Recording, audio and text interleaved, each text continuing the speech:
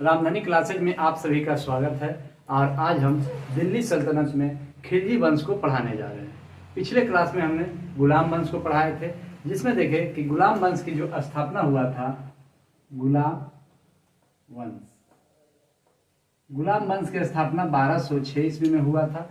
और यह जो पूरे गुलाम वंश चला है वह कब तक चला है? तो 1290 तक। 1206 से 1290 तक गुलाम वंश चला। उसके बाद खिलजी वंश की शुरुआत होती है। तो यहाँ पर देखेंगे कि गुलाम वंश के जो अंतिम शासक हुए वह कौन हुए? शमसुद्दीन क्यूमर्स। कौन था? शमसुद्दीन क्यूमर्स। यह अंतिम शासक हुए। और इसके जो सेनापति थे वह कौन थे? तो जलालुद्दीन फिरोज शाह खिलजी। जलालुद्दीन फिरोज शाह खिलजी यह शमसुद्दीन क्यूमर्स के सेनापति थे। कौन थे? सेनापति। और इन्हें आपदस्थ करके यह एक नए वंश की शुरुआत करते हैं। उस वंश का नाम खिलजी वंश होता है। और जिस समय यह खिलजी वंश की स्थापना किए उस समय इनका जो उम्र वह कितना था? तो 70 वर्ष।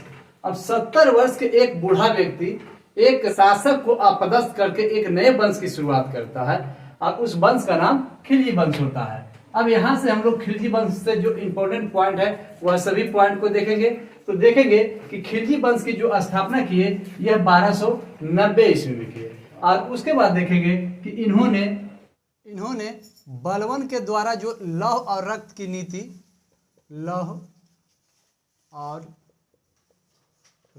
की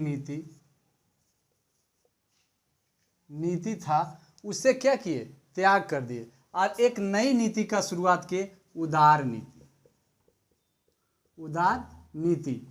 नीति की शुरुआत किए। और उसके बाद हम लोग देखेंगे कि दिल्ली के सिंहासन पर जब खिलजियों का कब्जा हुआ तो तुर्क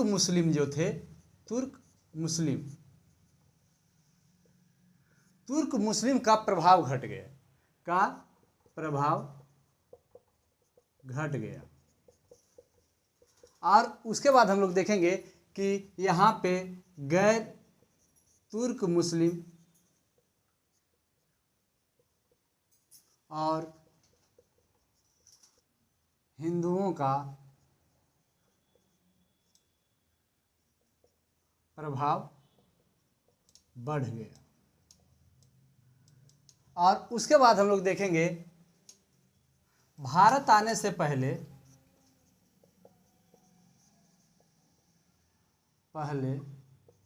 खिलजी वंश जो थे अफगानिस्तान में रहते थे। कहाँ रहते थे? तो अफगानिस्तान में रहते थे। और यह हेमचंद नदी के किनारे रहते थे, हेमचंद नदी। और इनके काल में जो महत्वपूर्ण घटना है इस यहाँ देखेंगे कि अलाउद्दीन के द्वारा देवगिरी पर आक्रमण। अलाउद्दीन के द्वारा देवगिरी पर आक्रमण। और इनके कार्यकाल में एक विद्वान भी थे, अमीर खुसरो।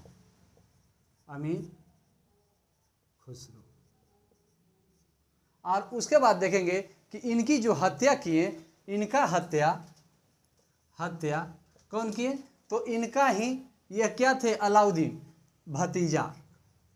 भतीजा थे और यह दामाद भी थे। और इन्होंने छल पूर्वक जलालुद्दीन फिरोज शाह खिलजी की हत्या कर दिए। और उसके बाद इन्होंने दिल्ली के सिंहासन पर बैठ गए। कौन? अलाउद्दीन खिलजी। तो अब हम लोग अलाउद्दीन खिलजी के बारे में पढ़ेंगे। अलाउद्दीन खिलजी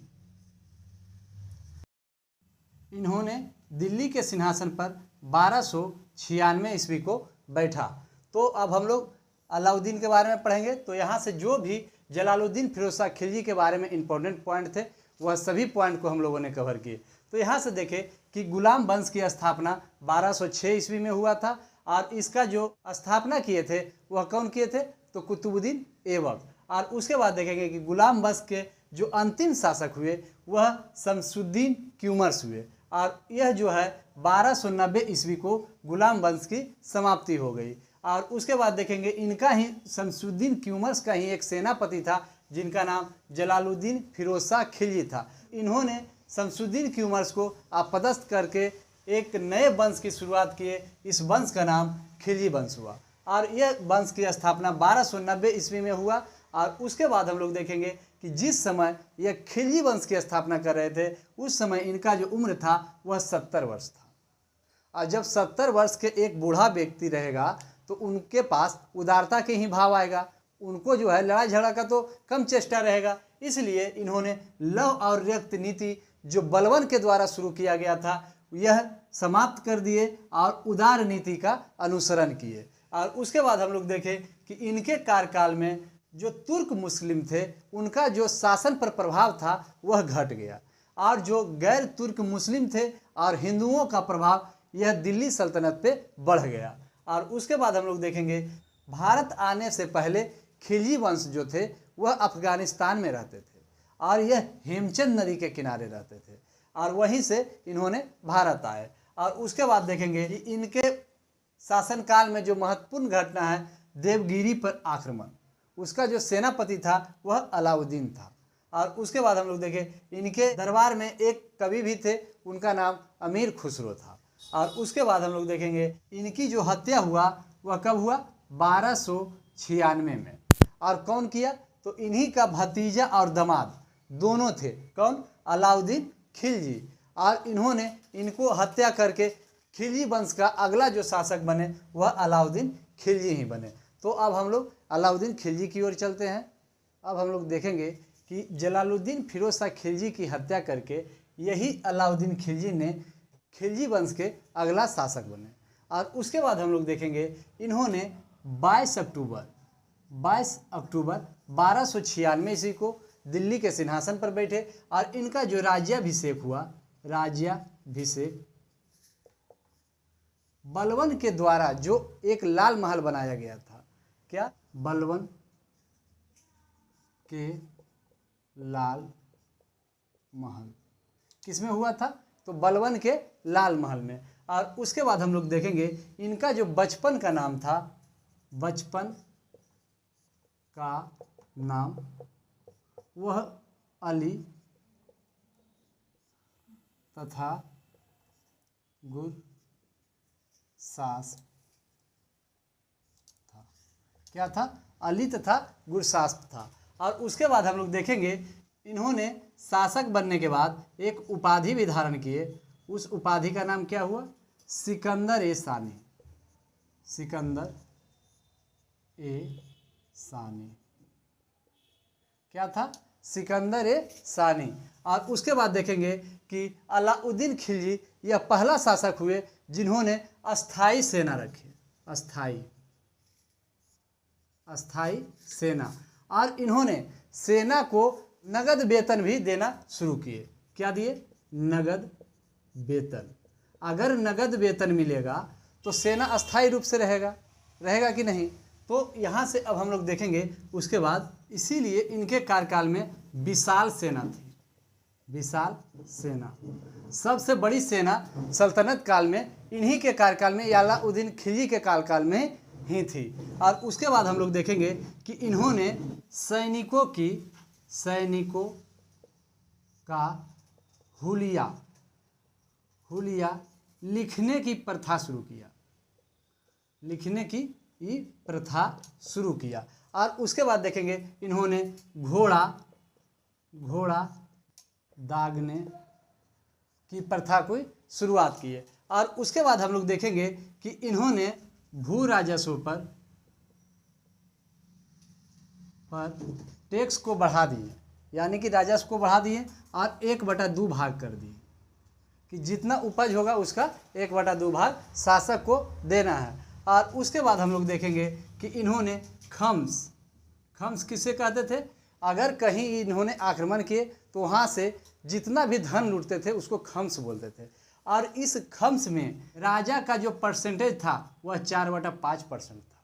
मतलब 4/5 भाग राजा को देना था और शेष जो बचा, शेष 1/5 भाग वह कौन लेता था? तो सैनिक लेता था।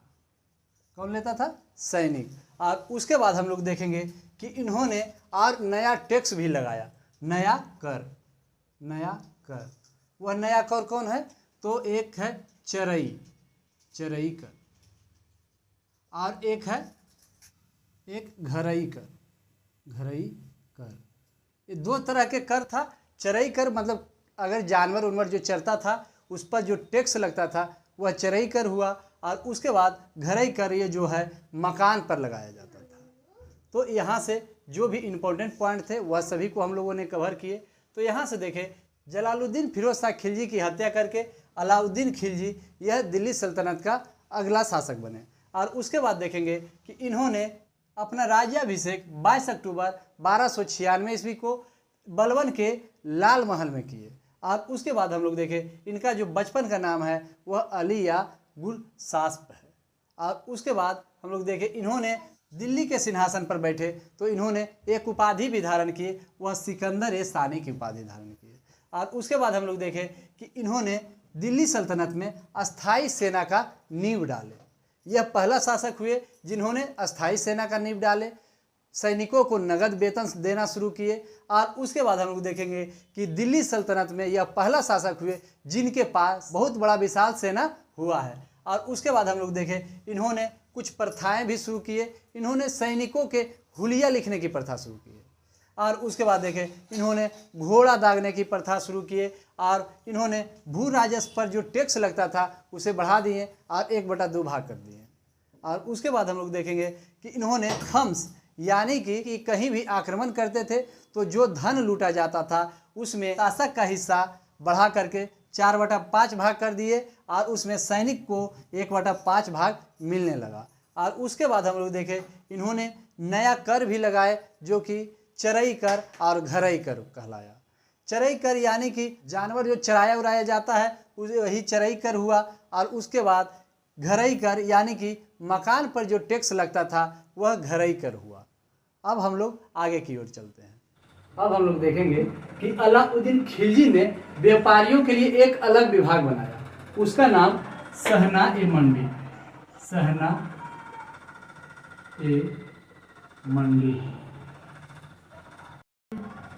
साहना-ए-मंडी। क्या हुआ? साहना-ए-मंडी। अब कोई भी व्यापारी है उसे इसी साहना-ए-मंडी में रजिस्ट्रेशन करवाना है, पंजीकृत करवाना है, कोई भी दुकान खोले। और यदि कोई भी बहुमूल्य वस्तु भी लेता है तो उसे इस सहना-ए-मंडी में इंफॉर्मेशन देना है। इन्होंने मूल्य नियंत्रण नीति को दृढ़ता से लागू किए। क्या चीज किए? मूल्य नियंत्रण प्रणाली, मूल्य नियंत्रण प्रणाली को दृढ़ता से लागू करने के लिए सेंसर बनाया। क्या बनाया? सेंसर। और उसके बाद देखेंगे कि नाप तौल के अधिकारी वजीर, क्या कहलाए? वजीर। और यहाँ से हम लोग देखेंगे कि जो नाप तौल था उसको भी इन्होंने दृढ़ता से लिए। इसमें उन्होंने दुकानदारों को कहा यदि कोई भी दुकानदार अधिक कम वजन को तौल कर देता है तो जितना वजन कम रहेगा उतना उसके शरीर से मांस को काट लेंगे। तो इन्होंने बहुत ही दृढ़ता से नाप तौल को भी लागू किया।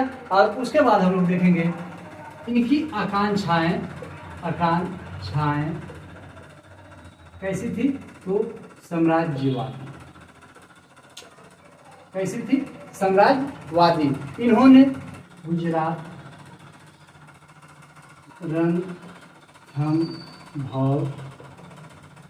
रणथंभौर, चित्तौड़, मालवा को इन्होंने जीता। इन्होंने गुजरात को 1299, रणथंभौर को 1301 और चित्तौड़ को 1303 और उसके बाद मालवा को 1305 में जीता। तो यहीं से हम लोग देखेंगे एक मूवी निकला था पद्मावत, और यही पद्मावत में चित्तौड़ की कहानी है। इसी चित्तौड़ में मलिक मोहम्मद जयसी के अनुसार, किसके अनुसार? मलिक मोहम्मद जयसी। मलिक मोहम्मद जयसी के अनुसार यह चित्तौड़गढ़ में राणा रतन सिंह की पत्नी को प्राप्त करना चाहते थे, लेकिन यह उनसे नहीं हो सका।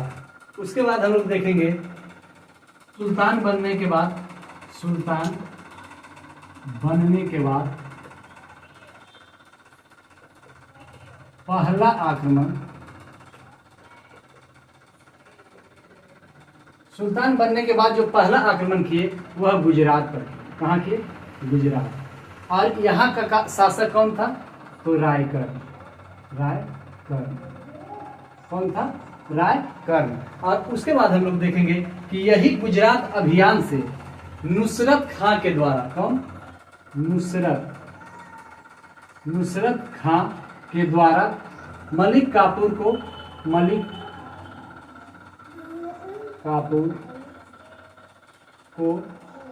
खरीदा गया। किसके द्वारा? तो नुसरत खां के द्वारा इसी गुजरात अभियान में मलिक काफूर को खरीदा गया था। और यह एक क्या थे? हिजड़ा थे। और उसके बाद देखेंगे इन्हें जो खरीदा गया था वह 1000 दिनार में खरीदा गया था। क्या, कितना में खरीदा गया था? 1000 दिनार में। इसीलिए इन्हें 1000 दिनारी भी कहा जाता है। क्या कहा जाता है? 1000 दिनारी। और आगे चल के हम लोग देखेंगे कि यह मलिक काफूर इनका इंपॉर्टेंट सैनिक हो जाते हैं। तो यहाँ से जो भी इंपॉर्टेंट पॉइंट थे वह सभी को हम लोगों ने कवर किए। तो यहाँ से देखें कि अलाउद्दीन ने शहनाज ए मंदी एक अलग विभाग बनाए, और जिसमें व्यापारियों को पंजीकृत करना बहुत ही जरूरी था। किसको? व्यापारी। व्यापारी क्या करते थे? इसमें रजिस्ट्रेशन यानी कि पंजीकृत करा करके ही दुकान खोलते थे। और जिसका यह शहनाज मंडी में रजिस्ट्रेशन नहीं रहता था उससे किसानों के द्वारा कोई भी सामान खरीदने का हक नहीं होता था। और उसके बाद हम लोग देखेंगे कि कुल नियंत्रण प्रणाली भी इन्होंने शुरू किया, यानी कि इसके लिए एक सेंसर यानी कि बोर्ड बना दिया। और उसके बाद हम लोग देखेंगे कि इसी में इन्होंने नाप तौल के लिए एक वजीर को तैनाती कर दिया। और उसके बाद हम लोग देखेंगे यहीं से नाप तोल के लिए इन्होंने दृढ़ता से नाप तोल को भी लागू किया। इन्होंने कम तोलने वाले दुकानदार को जितना वजन कम देता था उतना मान से काट लेते थे। इसके कारण कोई भी दुकानदार जो है कम वजन नहीं देता था। इनकी आकांक्षाएं भी बहुत ही अच्छी थी। यह साम्राज्यवादी थे। कैसे थे? साम्राज्यवादी। और यह विश्व विजेता होना चाहते थे। उसके बाद हम लोग देखेंगे इन्होंने गुजरात को, रणथंभौर को, चित्तौड़ को, मालवा को सभी को जीता। गुजरात को 1299, रणथंभौर को 1301 और चित्तौड़ को 1303 और मालवा को 1305 में जीता। उसके बाद हम लोग देखेंगे यही चित्तौड़ जो हम लोग मूवी देखे हैं पद्मावत, और इसमें मलिक मोहम्मद जयसी ने कहा कि जो अलाउद्दीन है उन्होंने केवल राणा रतन सिंह के पत्नी जो पद्मावती थे उसी के कारण चित्तौड़ पे आक्रमण किया। और उसके बाद हम लोग देखें कि सुल्तान बनने के बाद अलाउद्दीन जो पहला आक्रमण किए वह कहाँ पर किए? तो गुजरात। और यहाँ का शासक कौन था? तो रायकर। और उसके बाद हम लोग देखेंगे कि इसी गुजरात अभियान में नुसरत खां के द्वारा मलिक काफूर को खरीदा गया था, और यह एक ट्रांसजेंडर यानी कि हिजड़ा था। और उसके बाद हम लोग देखेंगे इन्हें 1000 दिनार में खरीदा गया था, इसीलिए इन्हें 1000 दिनारी भी कहा जाता है। अब हम लोग आगे की ओर चलते हैं।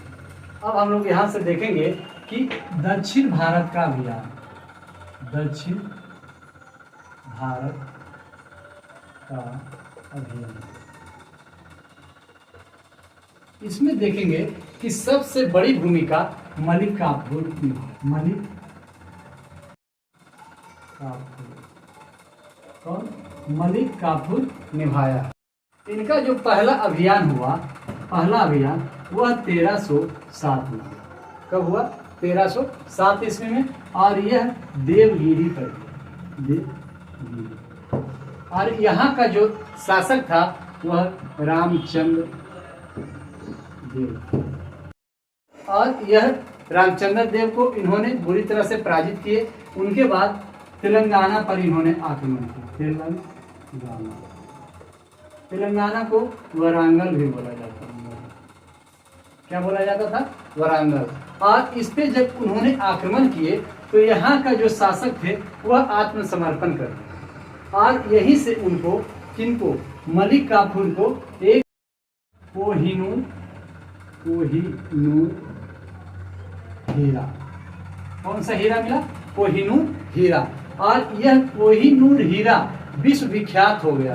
अब हम लोग इस कोहिनूर हीरा के बारे में जानेंगे कि यही कोहिनूर हीरा लंदन तक चला गया और अभी जो महारानी विक्टोरिया है उसके जो मुकुट है उसमें यही कोहिनूर हीरा को लगाया गया है। और उसके बाद हम लोग देखेंगे कि यहाँ से जब तेलंगाना से मलिक काफूर को कोहिनूर हीरा मिला तो यह सीधे लेकर के अपने शासक अलाउद्दीन के दरबार में लाए और उन्हें इन्होंने भेंट में दी। और उसके बाद जब इन्होंने भेंट में जब कोहिनूर हीरा को दिए तो इन्हें बहुत ही प्रसिद्धि मिली। और उसके बाद हम लोग देखेंगे इन्होंने डाक व्यवस्था शुरू किया। इन्होंने डाक व्यवस्था को शुरू किया। उसके बाद हम लोग देखेंगे कि इन्होंने खालसा भूमि, कैसा भूमि? खालसा भूमि देने की प्रथा को शुरू किया। यानी कि इसमें क्या था कि शासक यदि आपको भूमि को देता है तो उसके बदले में उन्होंने टैक्स लेगा, उसी को खालसा भूमि कहते थे। और उसके बाद हम लोग देखेंगे कि इनके कार्यकाल में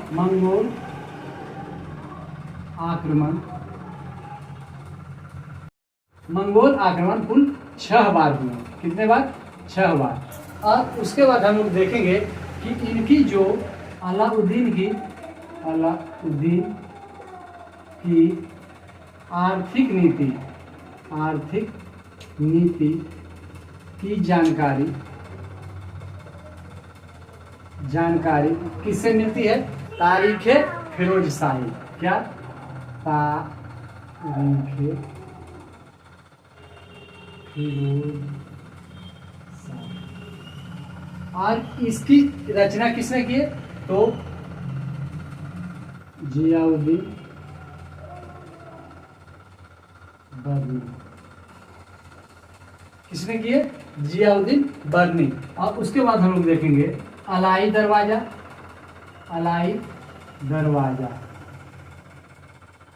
का निर्माण किए। और उसके बाद हम लोग देखें सीरी नाम का शहर हौज ए सीरी, अलाई तालाब। और उसके बाद देखेंगे 1000 खंभा महल का निर्माण करवाए। और ये अलाई दरवाजा था, इसे इस्लामी वास्तुकला का रत्न भी कहा जाता है। और उसके बाद हम लोग देखेंगे कि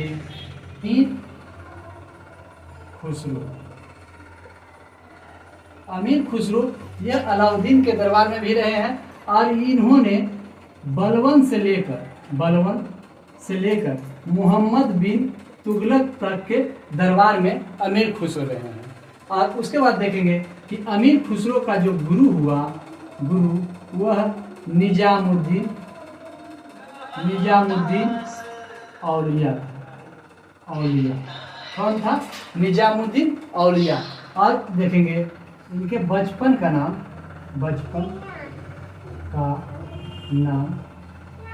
मोहम्मद हसन। क्या था? मोहम्मद हसन। और इनका जो जन्म हुआ वह 1253 ईस्वी में। जन्म कब हुआ?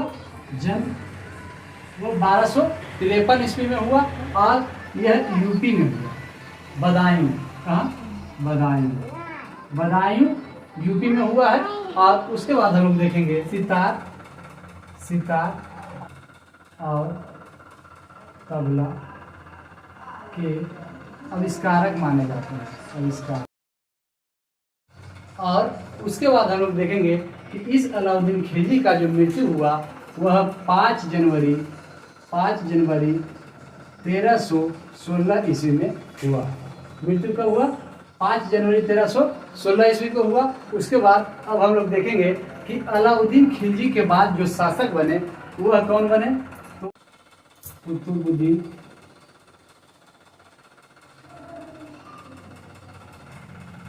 मुबारक शाह खिलजी।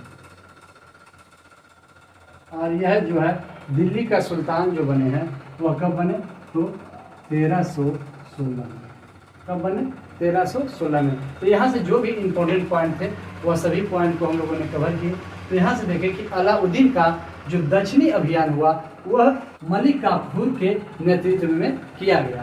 तो यहाँ से हम लोग देखें कि मलिक काफूर सबसे पहले देवगिरी पर 1307 ईस्वी में आक्रमण किए और यहाँ का जो शासक था वह रामचंद्र देव था और इन्हें बुरी तरह से पराजित किए।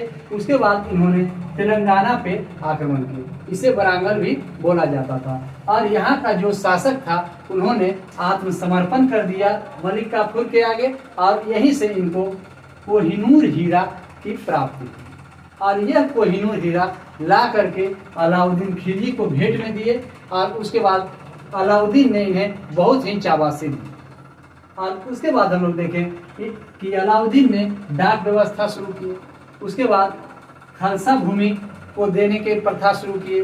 तो इस खालसा भूमि का मतलब ये हुआ शासक के द्वारा जो भूमि दिया जाता था उसके एवज में उनसे टैक्स लिया जाता था, उसी को खालसा भूमि कहा जाता था। खालसा यानी कि सरकारी भूमि होता था। उसके बाद हम लोग देखें कि इनके कार्यकाल में मंगोलों का कुल 6 बार आक्रमण हुआ और प्रथम आक्रमण 1297 ईस्वी में किया गया। उसके बाद 1298 ईस्वी में किया गया। तो इस तरह से कुल 6 बार भारत पे आक्रमण इनके कार्यकाल में मंगोल ने किया है। उसके बाद हम लोग देखें कि अलाउद्दीन का जो आर्थिक नीति की जानकारी हम लोग को मिलता है तारीखे फिरोज शाही से मिलता है। किससे मिलता है, तारीखे फिरोज शाही से मिलता है। और इसकी जो रचना किया वह जियाउद्दीन बर्नी के द्वारा किया गया। और उसके बाद हम लोग देखें कि अलाई दरवाजा का निर्माण सीरी नाम का शहर जो बसवाया वह अलाउद्दीन खिलजी ही बसवाए। उसके बाद हौज अलाई तालाब का भी निर्माण अलाउद्दीन करवाए। उसके बाद 1000 खम्भा महल का भी निर्माण अलाउद्दीन खिलजी ही करवाए। उसके बाद हम लोग देखें कि अमीर खुसरो, इनके दरबार में अमीर खुसरो भी रहते थे और अमीर खुसरो जो है वह बलबन से लेके मोहम्मद बिन तुगलक यानी कि गुलाम वंश से तुगलक वंश तक रहे। उसके बाद हम देखें कि इस अमीर खुसरो का जो गुरु था वह निजामुद्दीन औलिया। उसके बाद हम लोग देखें कि इनका बचपन का नाम मोहम्मद हसन था और इनका जो जन्म हुआ वह 1253 ईस्वी में यूपी यानी कि बदायूं में हुआ। उसके बाद हम लोग देखें कि इनको सितार वादक और तबला वादक के आविष्कारक भी कहा जाता है। तो यहाँ से जो भी इम्पोर्टेंट पॉइंट थे वह सभी पॉइंट को हम लोगों ने कवर किए। अब उसके बाद हम लोग देखें कि अलाउद्दीन का जो मृत्यु हुआ वह 5 जनवरी 1316 ईस्वी को हो गया। उसके बाद हम लोग देखेंगे इनके बाद जो शासक बना वह कुतुबुद्दीन मुबारक शाह खिलजी बना। तो अब हम लोग कुतुबुद्दीन मुबारक शाह खिलजी को देखते हैं। तो अब हम लोग यहाँ से देखेंगे कि जलालुद्दीन फिरोज खिलजी के बाद कौन शासक बने थे, तो अलाउद्दीन खिलजी। और अलाउद्दीन खिलजी के बाद जो शासक बने वह कौन बने, कुतुबुद्दीन मुबारक शाह खिलजी। और यह जो मुबारक शाह हुए इन्होंने दिल्ली सल्तनत का पहला शासक हुए जिन्होंने स्वयं को खलीफा घोषित किया। खलीफा स्वयं को क्या किए, खलीफा घोषित किए। और यह दिल्ली सल्तनत का